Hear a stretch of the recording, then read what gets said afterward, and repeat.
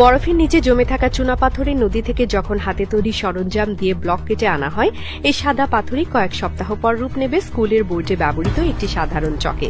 আফগানিস্তানের পাহাড় ঘেরা উত্তরের কিছু অঞ্চলে এমনই এক বাস্তবতা এখন বছরের পর বছর ধরে চলে আসছে, যেখানে একটি প্রাকৃতিক নদীর মৌসুমী গঠন হয়ে উঠেছে স্থানীয় জনগণের জীবিকার সরাসরি উৎস।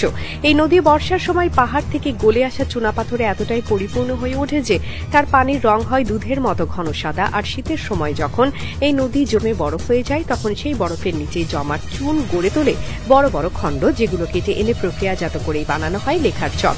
এই সম্পূর্ণ প্রক্রিয়াটি চলে একটি নির্দিষ্ট মৌসুমী চক্র অনুযায়ী।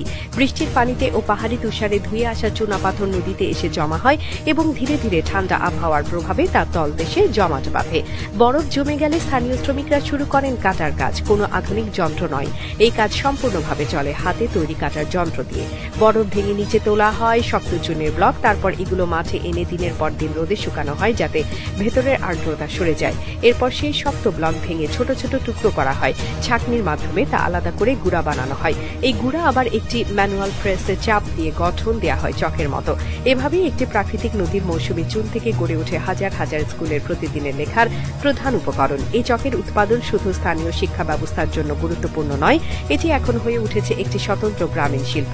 যেহেতু এতে বাড়তি কোনো কেমিক্যাল ব্যবহার